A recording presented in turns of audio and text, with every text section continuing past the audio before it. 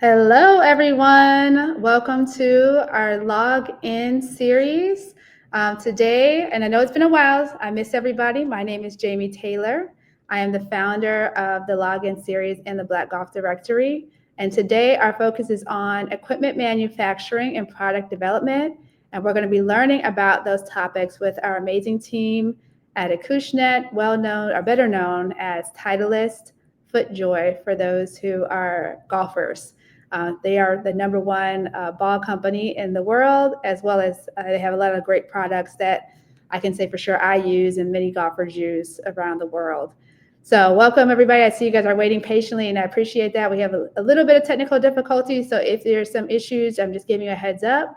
But while you're here, know that even though they may not see you on stage, you are your comments are something that I can see. So feel free to ask questions at any point in time, put them in the chat. I will do my best to get them in real time to the person as long as it's relevant to the topic at the time, but for sure by the end of the conversation. And we'll also just want to make this very conversational. I want everybody to feel like they're in the room with us as we go through this interview. So I'm going to bring on our guest. And like I said, if there's any difficulties, just know we're doing our best on our end. So first, I'm going to bring in Charles Hightower, and Charles, I'm going to have you share your title. Hi, my name is Charles Hightower Jr. I'm the manager of research engineering here at Titleist at our headquarters in Fairhaven, Massachusetts. Welcome, welcome. And our other guest, I'm going to bring on Andrea. You there? Oh, we do not hear you yet. We have a little challenge, so I'm gonna let you see if you can log back in again. But Andrea she's over there. Oh, we got you. Yeah. All right. Go ahead, Andrea. Introduce yourself. Good morning. My name is Andrea Lattimore. Thank you again, Jamie, for having us. I work as she said, as a part of the Acushnet company, a part of our talent acquisition team. So I get the great pleasure of connecting with organizations and associations who are looking for bright talent out in the world in diverse spaces. So I get to have the pleasure of my colleagues join me as well, both Charles and Carissa. Hopefully we get their connectivity issues worked out. So excited to be here.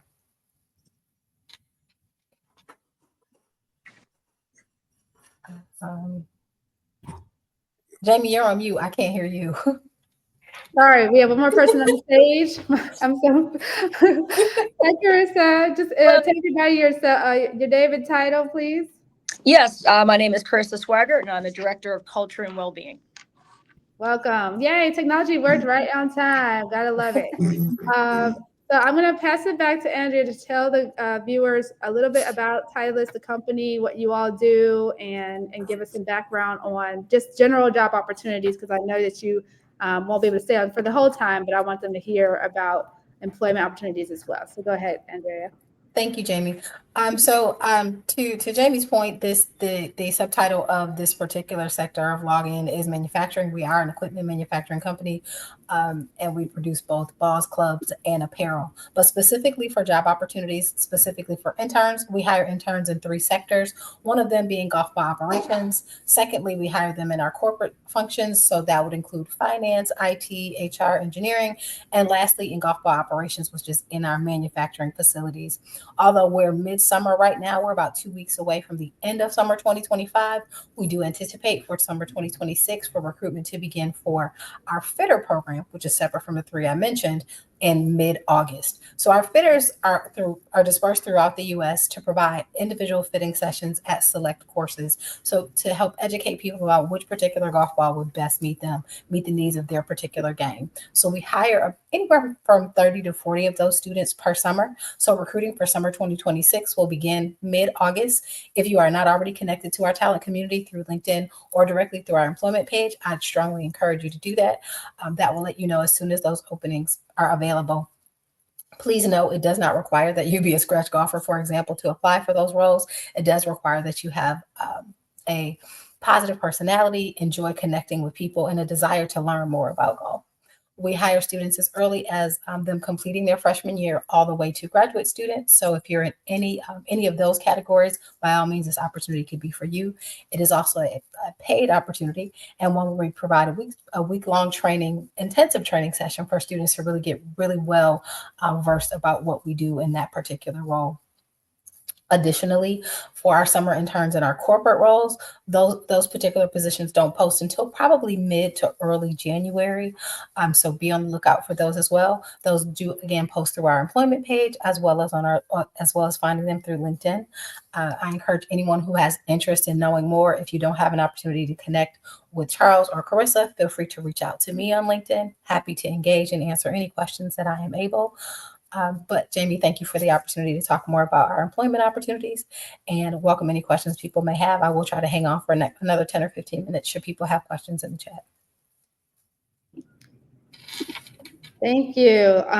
Thank you, Andrea. So I put in the chat for everybody to know that if they want to connect, maybe I didn't put in the right chat, but I will put in the right chat. Let everybody know that if you want to connect with Andrea on LinkedIn or any of our presenters on LinkedIn, I'm putting their names in the chat just so you have it.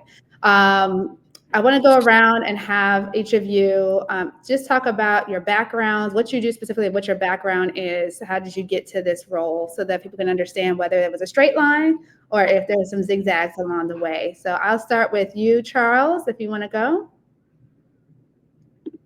Hold on, I got to put you on. There you go. Go ahead. Now we can hear you. Okay, I grew up in Atlanta, Georgia, and as I was getting ready to go to college, I wanted to do something different. So I ended up going all the way up to Massachusetts to MIT. And in the process of going to MIT and relationships that I formed with people after graduating with a Bachelor of Science in Electrical Engineering, I ended up working in a lot of startups. And eventually we moved back to Massachusetts, my family and I took the position here at Titleist. I came in as a senior software engineer. I guess I'll talk later how you're an electrical engineer and you do software engineering. And from there, I've worked in our Ball R&D department, developing test and measurement equipment. You'll be amazed at how much science and engineering, as I tell my associates, art and craft goes into developing and making measurements on a golf ball. And from there, I became a lead software engineer, and I now manage our research engineering group within Ball R&D. Inside of our group, we have mechanical engineers, electrical engineers, software engineers, as well as computer engineers and electrical specialists and machinists, as well as maintenance specialists. Awesome. I'm looking forward to hearing the transition from electrical to software engineer. My father was an electrical engineer and he struggles to turn on a computer to this day. Now, granted, he is 80 plus years old, but I am very curious. He made that switch. Carissa, why don't you share a little bit about yourself now? Yeah, for sure. And thank you again for having me. So I grew up here in Massachusetts, Cape Cod. I was an athlete in high school and college, played both soccer and basketball. Sports has always been my life. And I knew when I graduated high school, I want to continue that, not only from a playing position, but a career position after I was done playing in college. So I graduated with a bachelor's of business administration with a specialization in sports management, with the hope either to be a sports agent or a Division I coach or work for a professional sports organization. My internship right out of college, I got lucky. I had offers to work for the Boston Red Sox here, which is a storied Major League Baseball franchise. I chose to go out to Colorado and work for the United States Olympic Committee in U.S. hockey. So it was a dream come true. Again, wanted to be in sports. So it was a perfect landing spot. And similar to Charles, which I'll talk more about later, didn't really have a linear career path. So I went from sports, working for the United States Olympic Committee, then went on to work for Major League Soccer, the inaugural season, working for the Colorado Rapids men's professional soccer team in Colorado. And then my career took a turn where I got into sales and got into the alcohol industry, where I spent the majority of my 28-year career, 18 of that being in alcohol sales for Boston Beer Company, and had various jobs across a multitude of functions, from sales, marketing, Ended up closing out my career there 2 years ago to come here when I transitioned to working in the HR, people, and culture space. Awesome. Yeah, so you've had a lot of cool jobs. I won't say I'm jealous, but I kind of am, working for the Olympics and things of that nature. So with that said, I want to talk about today's purpose is really to delve into the career path of equipment development and product development, because as I think I put out there, I've worked in a lot of areas of golf, specifically at the golf course, but never in this space. And since you are the #1 ball company in the world and you make some really awesome things like golf gloves and things that people use in their golf life every day, I'm really curious about what that journey looks like. And for you, Charles, can you also mention to us, if you are a golfer, what led you to come to a golf company? Because I feel like a lot of times people don't go into golf necessarily on purpose. And so share with us a little bit about that. Gonna make you really laugh. I'm more beginner golfer still, and I've been at Titleist for now almost 16 plus years. I'm more beginner golfer. I actually came to Titleist because in 2009 we were in the great, I guess they call it the Great Recession, and as I was working in the defense industry previously, and I just didn't feel comfortable working in that arena. And we was going into a recession. It was very secretive type work. My family couldn't know what I did. I was traveling places and it was uncomfortable. So I actually came to Titleist because it was like a challenge. It was something different. And they told me when I interviewed, hey, people come here and they stay. And I did not believe it because I'm a Gen Xer and we just job hop. And I've been here 16 years. And so I came here again because the research, the craft, the art of doing all the mathematics, engineering, where you intersect software, mechanical design, electrical design, and developing a golf ball. You would be surprised at how much science, physics, aerodynamics, even imaging goes into making a golf ball in the research. And so it's been an exciting time here. That's really cool. And I want to say the story that you haven't told us yet, but I want you to share shortly about how you got in as an electrical engineer and then ended up working in software engineering. The fact that you weren't a golfer, and this was, you said 16 years ago that you got into golf. I think it's pretty cool because the story I always tell people is, as someone who's golfed her whole life, I've been in golf since I was 7 years old. I didn't even know about corporate jobs in the golf space. I knew working at a golf course, playing on TV, and that was all I knew about jobs in golf. And this is why I do this event, because I think a lot of people only think of those opportunities when they think of golf. So for you 16 years ago to have found this opportunity and be still there 16 years later is pretty unique. The other thing I would tell people that I asked you offline, because I was so excited when I saw that you would be on this call, I said, are you the only chocolate chip working in that department? Right? And you told me, what did you say? Well, I said when I started, we had one, and now we have two, which when I came, we were rebuilding a group, that version of our group. And I wasn't the hiring manager, but I interviewed my colleagues. So we laugh about that now these days. And so it's two.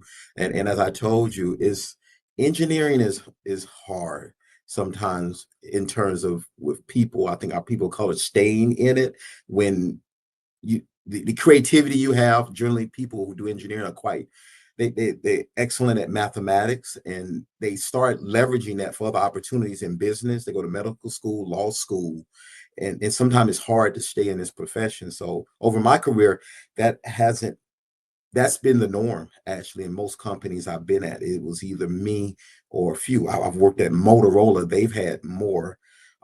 I worked at Corning. Corning had a little bit more down in Wilmington, North Carolina. But in engineering, it's just we don't see as many people of color. And I try my part to encourage young people. I've even worked in it was called a Saturday enrichment engineering exploration discovery program that was outreaching to the communities of Boston, Cambridge, Somerville, and Lawrence, Massachusetts, where you have underrepresented groups of young people in high school to really introduce them to STEM and give them enrichment in the mathematics and the science, as well as some of the life mastery skills to kind of open their eyes to opportunities in engineering and science. Gotcha. So you have a MIT background, which is impressive alone in itself. But how did you go from electrical to software engineer for Titleist? Because I'm assuming there was some education that needed to be involved. And did Titleist support that? How did they support that? Oh, interesting. Okay, so when I graduated from college, there was a much more the traditional. It was changing from the traditional electrical engineer just does circuit design, and a lot of the work that engineers did, especially electrical engineers, started becoming you had to write software. You had to have facility with working in the computer. So at MIT, in their curriculum, you had to take a class in software design. It was actually one of the 4 classes. We call it the weed out classes. You have to do well in it.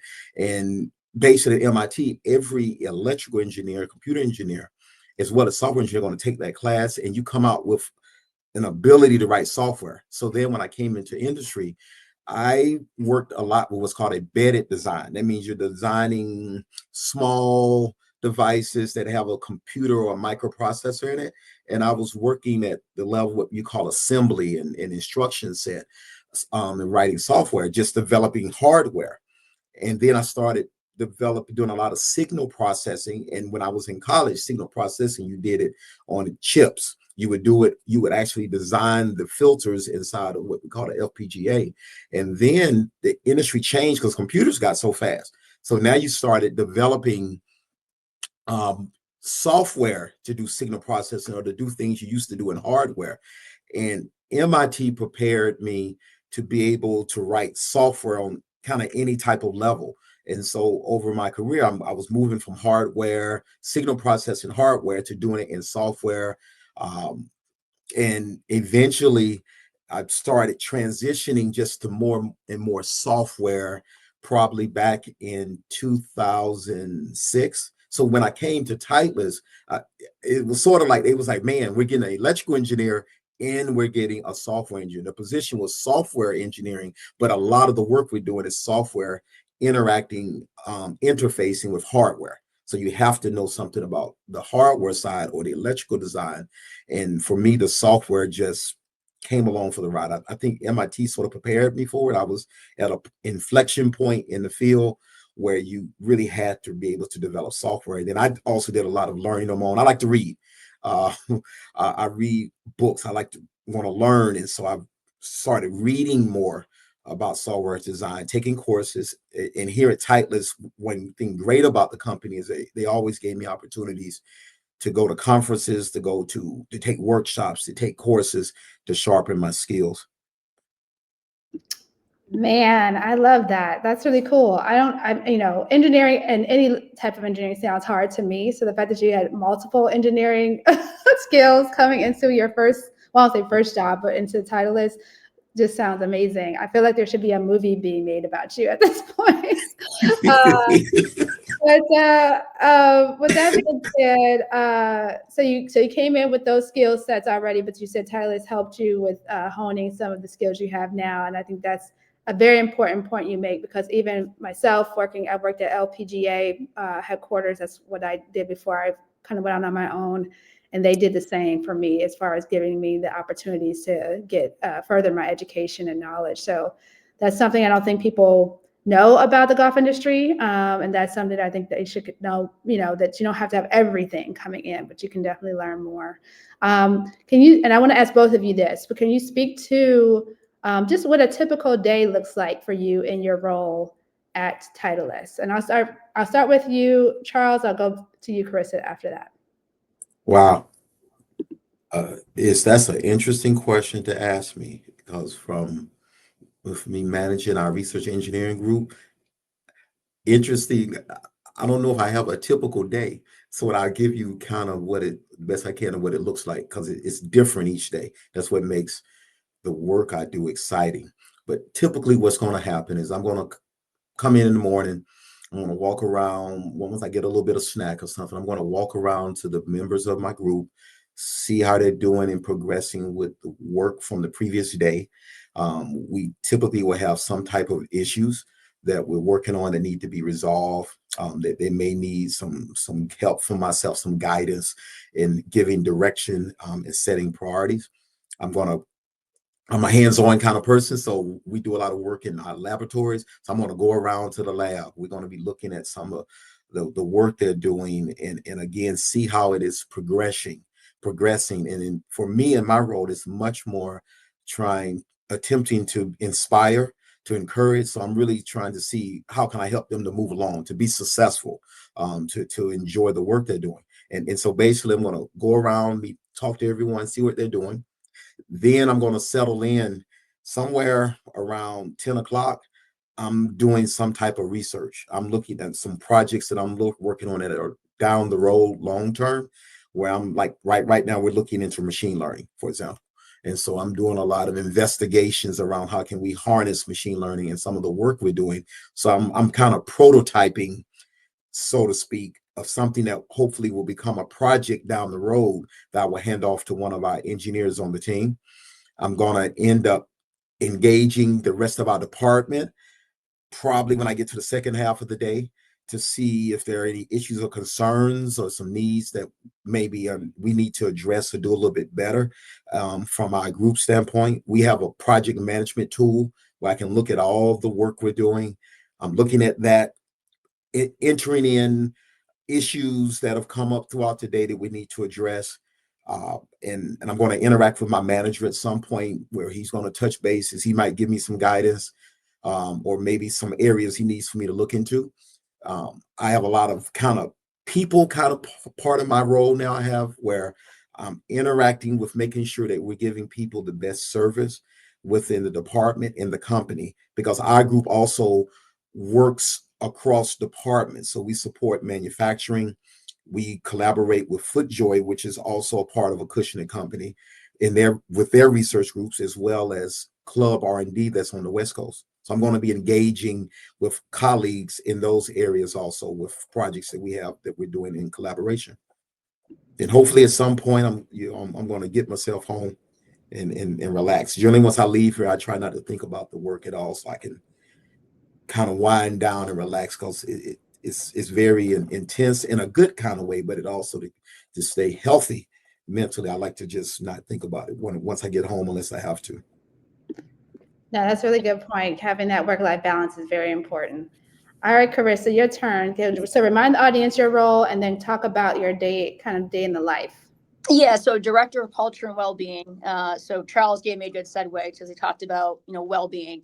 And my team is at the cusp of that. When we think about an organization, we sometimes forget about the people that make the organization successful. So we're the architects with a lot of different other business functions on our people. And so it's a living and breathing thing when we think about a culture. Every function has a different culture. And so our team's jobs are there to really connect the culture, connect our associates globally.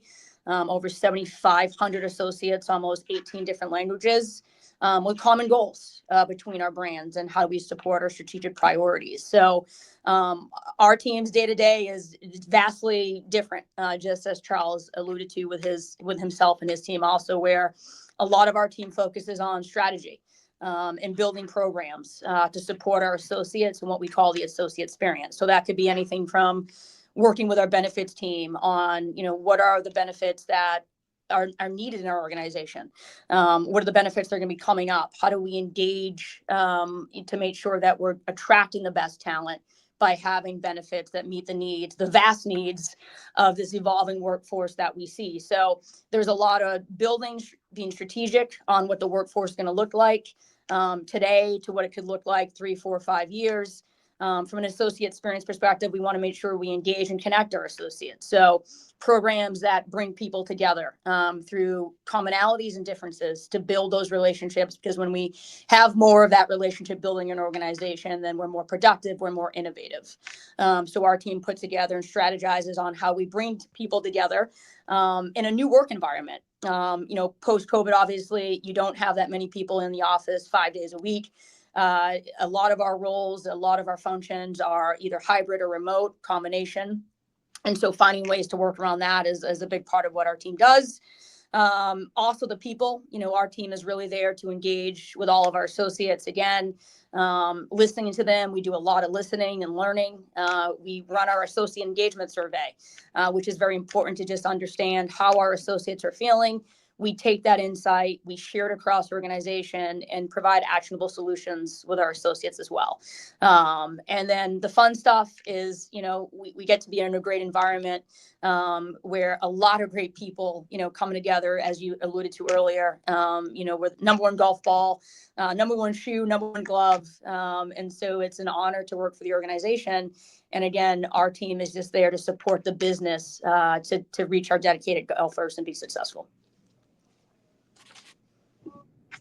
Thanks. Yeah, it's a lot. I mean, like I said, working for a golf company, there's so many departments. And again, as someone who grew up in golf, I was fascinated with all the different things that go on.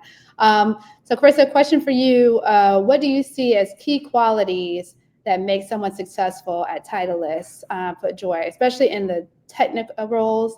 What would you say are some qualities? And Charles, feel free to chime in.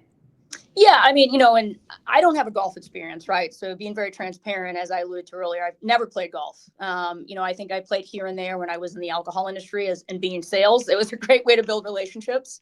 So that's really kind of where I dipped my toes into playing golf. It was on, trying to get buyers to bring in our products.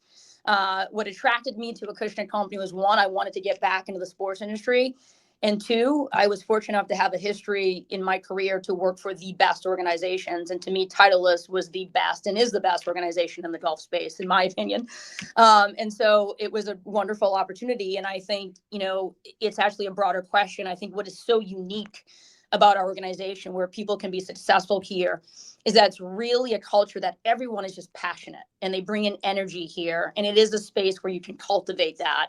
And I think that's important because we are open to all backgrounds, golf or not background, or no experience in golf. And so I think to be successful here is just a willingness to learn, adapt. My team always hears this say, it's like, we just got to get comfortable being uncomfortable.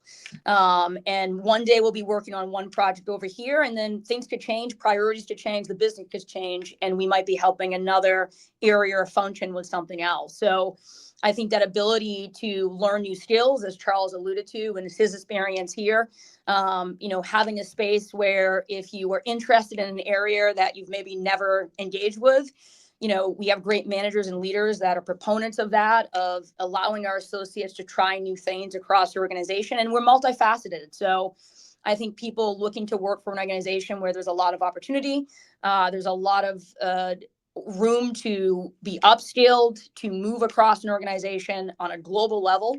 I think an ability for people to come into the organization that are curious, that, like to dig in. I think that's, core criteria for being successful here at Acushnet Company, Titleist, FootJoy, and all of our brands.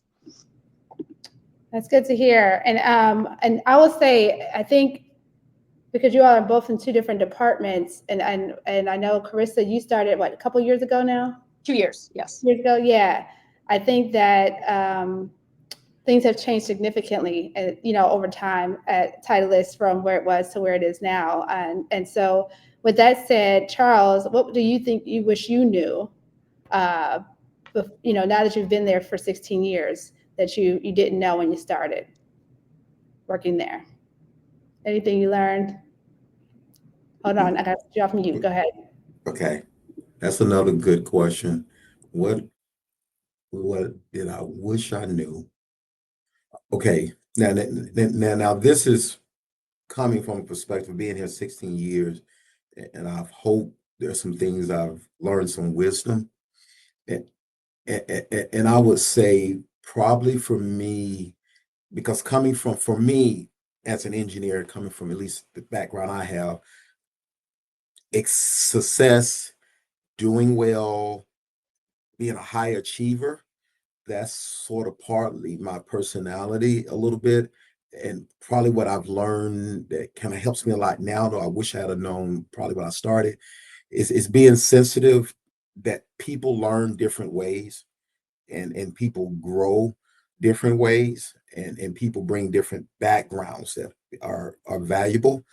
And I think for me, that just the intensity of doing the work that I am, I think maybe I was more focused from a perspective of how I did things versus how now I'm seeing, especially in the climate we work now post COVID, of some of the different ways that people learn, that they do their work, so that I think I could probably, it's not that I never really had problems working with people, but I think the ride could have been a little bit more exciting perhaps, and maybe now as I manage our group, people can be more excited about the work. I'm excited about what I do, and I assume that everybody who does the kind of work that we as engineers that we are tasked with doing, that they are excited.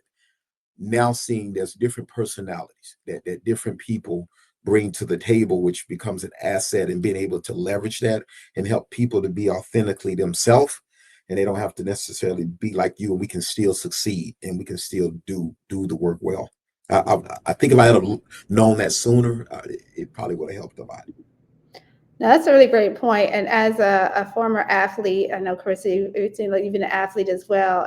That's something you learn, I think, from team sports as well, right? You have so many different personalities. You have to adapt to that for sure. And speaking of, one of our listeners is TJ. He said, if you play golf, he's actually, I think it sounds like he's playing professionally. Is there ever an instance where someone who plays golf in professional tournaments can also work on the corporate side? Or is that considered double dipping if the golfer is somehow connected with Titleist as a single game sponsor? So I guess there's a couple questions in there. Carissa, you want to take that one?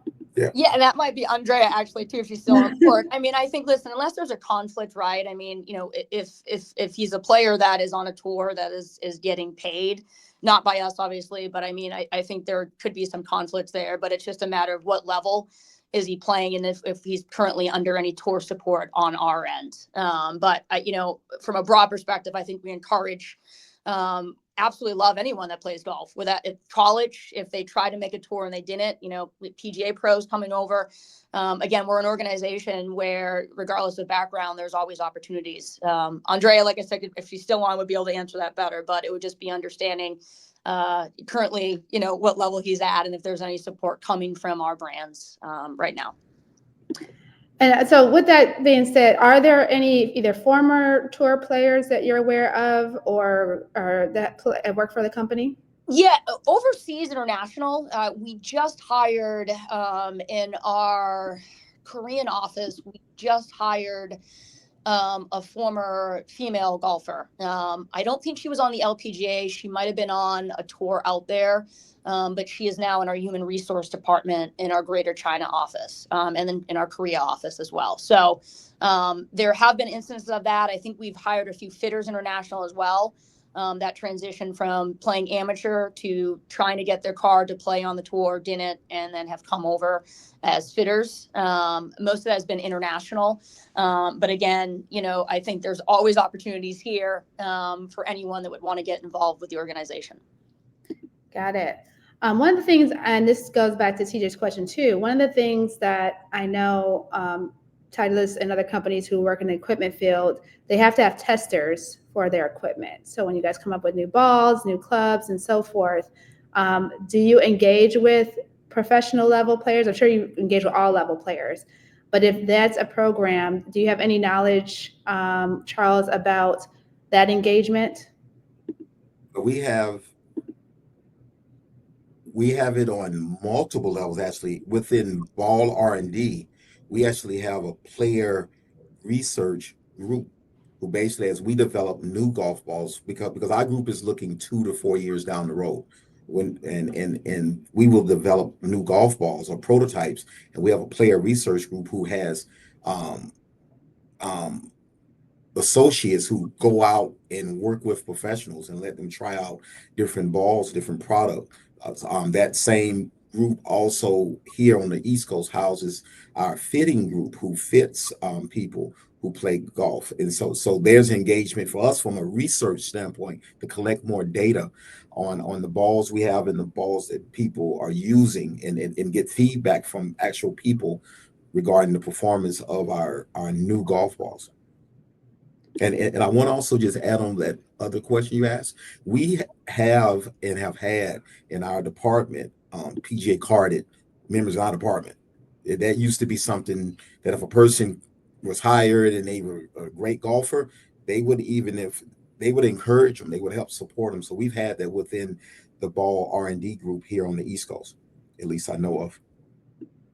That's good to know. And to get on the radar for those test groups, is there a process that you're aware of, or do they just find them and, like, do they go to a specific location? How do they find the people that do the test? Our player research group, the director who leads that, literally goes out in the field, and that person has leveraged relationships in the industry with players. They, like, that person, that's a critical position in our department, and their whole role is to engage golfers at all levels. Like that person knows them, like, now have a relationship, and they just call them up. They literally go out and set up fittings or set up time for them to try out different product, like personally delivers the product to them. Got it. Okay, that's good to know. Because that's a question I've never got to ask, even though that'd be a cool job. And I know Titleist does a good job of getting their product out to a lot of pros. I've benefited from it as an LPGA professional to help promote the product and get it out there. In fact, I only play Titleist balls, so I call myself a Titleist snob. So you guys have done a great job with that. And so with that said, I don't have any questions right now from an audience, any more questions, but feel free, if you guys are listening, to ask questions, because again, this is a very unique situation to be meeting with someone who works in the product development area, something that, again, I think I mentioned I've never experienced, so I'm really giddy and excited about this. From your experience, Charles, when with developing the #1 golf ball and shoes, but I know you're more on the equipment side, what's a product that you've worked on that you found most exciting? Man, you asked me some great questions. Believe it or not, this will sound maybe to be a little corny. For me, it's almost always the current project, because we're always looking at ways to get better. And for us, from our side, from the engineering side, looking at what's out there in technology, what's available, how can we just make a better product? How can we better serve our customers who are internal within the department and the company? So if I say one of our most recent ones is, and one that brought me a lot of joy, is if you look on Titleist website, where at least over the past few months, they've been talking about AIM, these alignment aids, ball decorations that we're putting on golf balls. And if you read in there really close, they talk about our research group. That was our group developing what's called an alignment aid analysis application and device. We have a patent on this. We've filed IP on this, a device we've developed inside of our group, because they needed a way to determine the efficacy of alignment aids. And no device existed out that we could purchase or in the industry. So when they don't exist, then we develop one ourselves.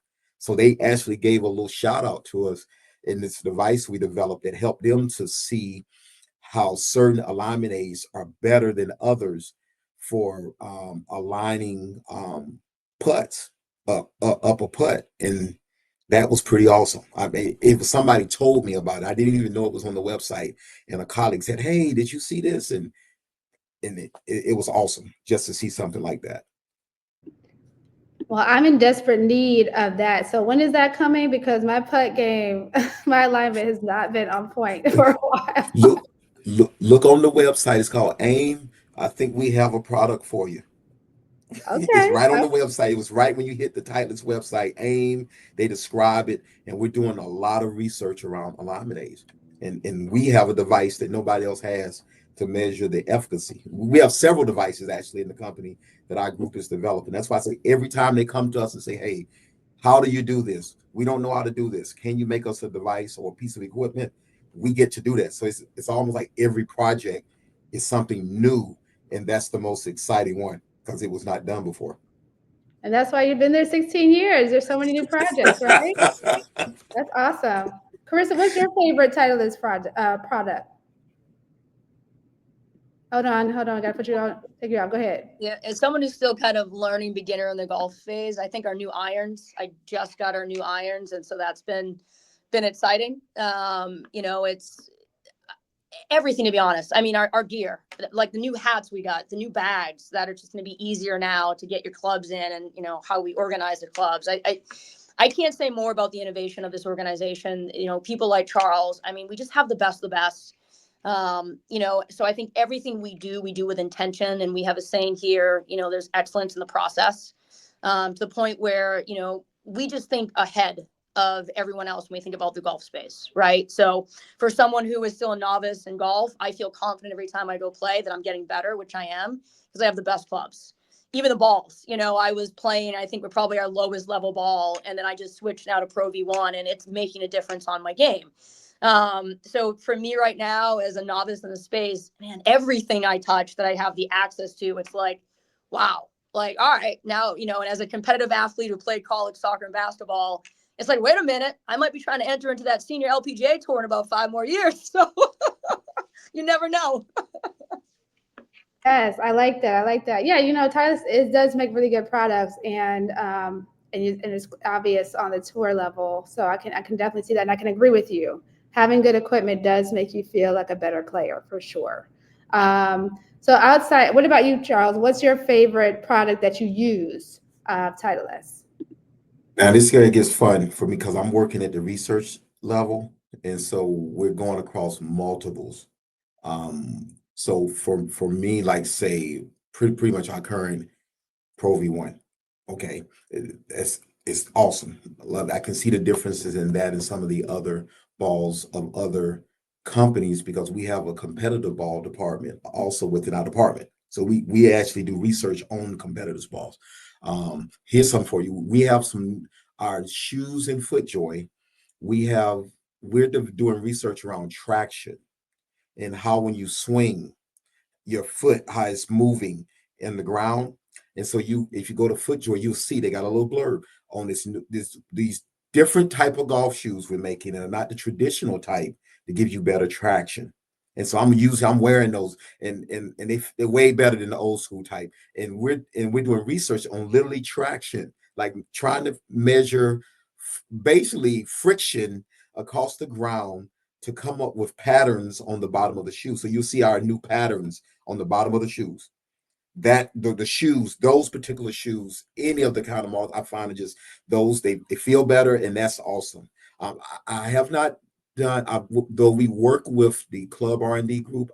I haven't really, my golf game hasn't gotten good enough where the club matters as much. So I have a version. I think my clubs are from like 6, 7, 8 years ago, but they're good. They're still good. It's just I haven't gotten to a point to benefit from the newer stuff that we have. A lot of the new drivers. But I'm trying to sort of promote or advocate the fact that the research it's not just we just made it.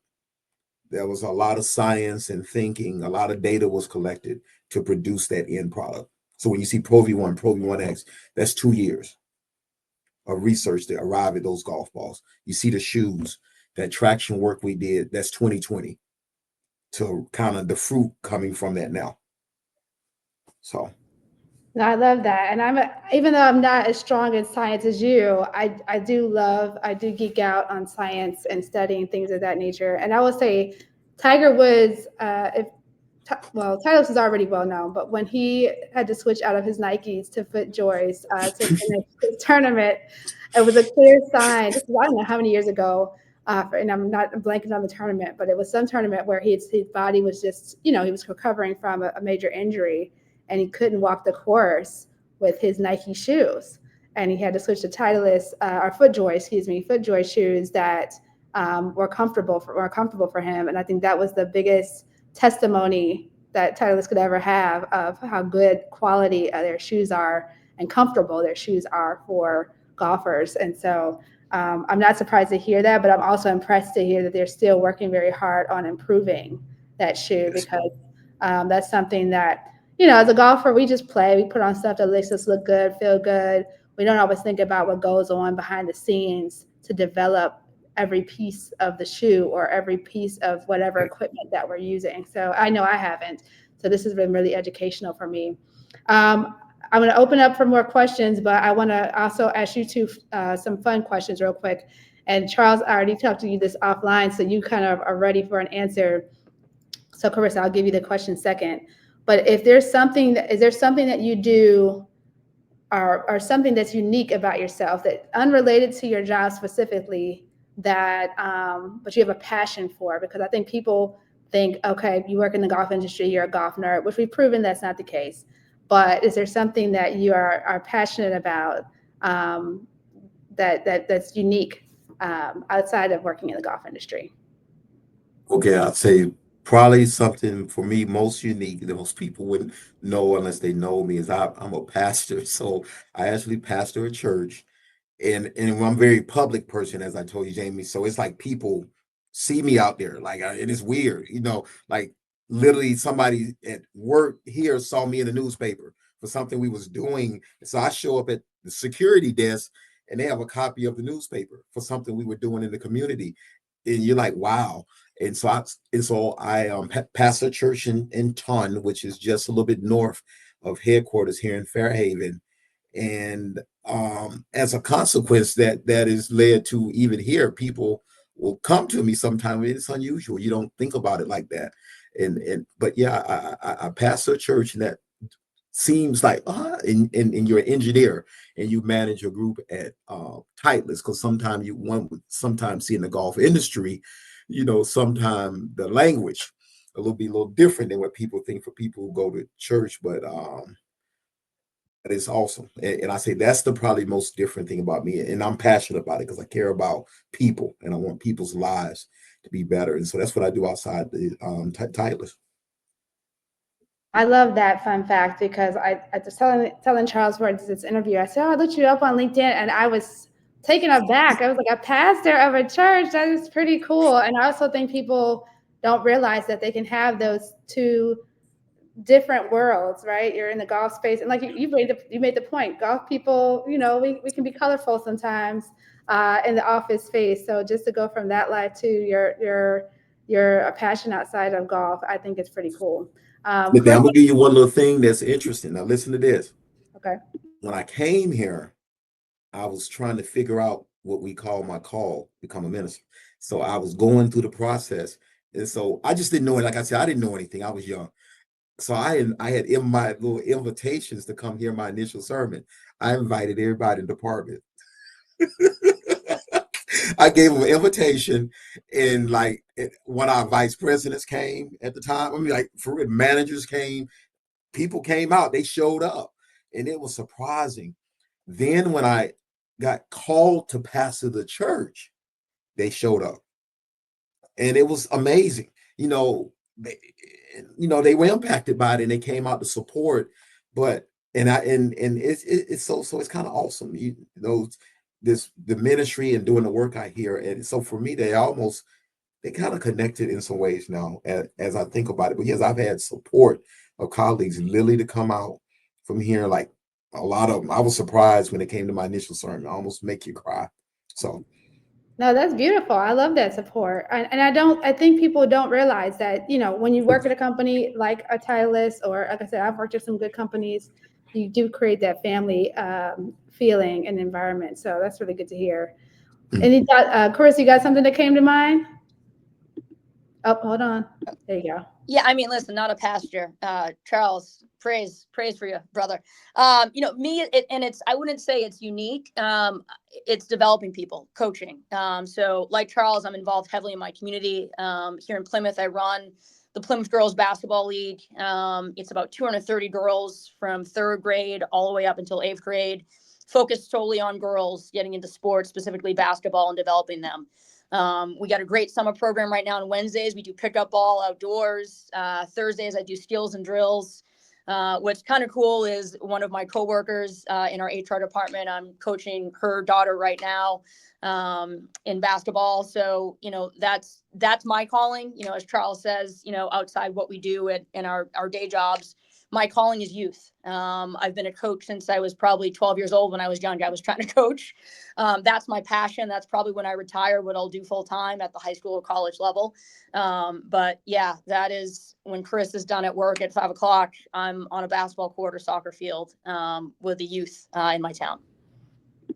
That's awesome. I'm like you, Carissa. I love working with youth. That is a passion of mine as well. So I definitely get that.